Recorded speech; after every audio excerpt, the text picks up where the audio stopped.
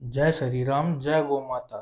आज मैं बात करूंगा हु आई एम, मैं कौन हूँ, इस बारे में। क्या आप ये जानते हैं मैं कौन हूँ? ओबियसली नहीं जानते।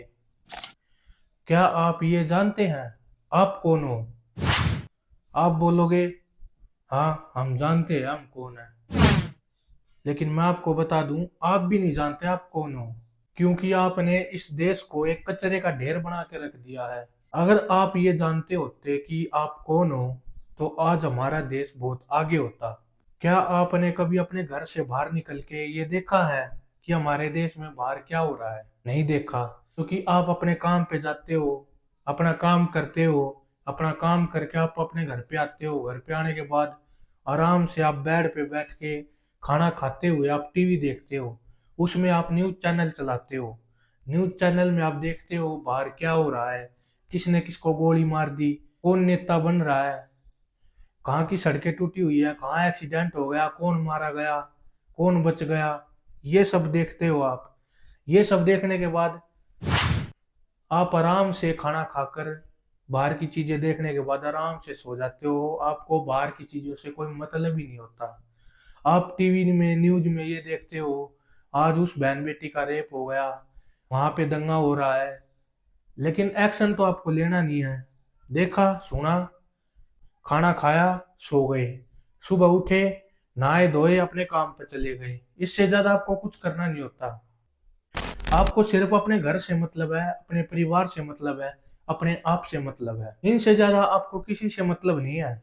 चल इस बात को हम साइड में रख देते हैं। अब बात करते हैं हम अपनी माँ के बारे में, अपनी माता के बारे में। आपने इस धरती को अपनी माँ माना है।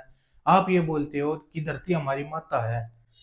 घर में अपने परिवार का ख्याल रख लिया, उससे ज्यादा कुछ नहीं। अपने घर के बाहर जाके आपने देखा है पूरा कचरा भरा पड़ा है अपने इंडिया में।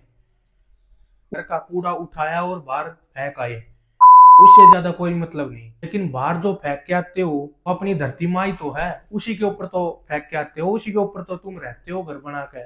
ये तो देख लो।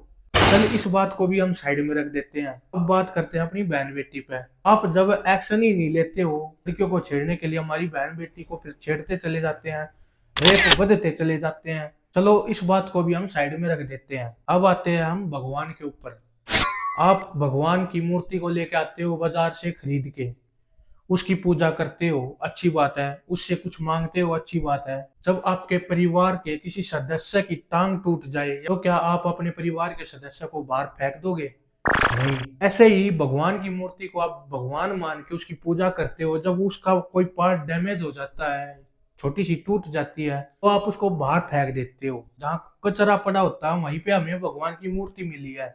लोग अपने घरों से निकाल निकाल कर भगवान की मूर्ति कचरे में डाल रहे हैं, गंदे नालों में डाल रहे हैं। क्यों भाई? या तो उसको पूजा मत करो या उसको लाया मत करो। अगर लेके आओ तो उसको ऐसे मत भगाया करो। जब तुमने भगवान को ही नहीं छोड़ा, उसकी कदर नहीं की, तो इंसानों की कदर कहाँ से होगी?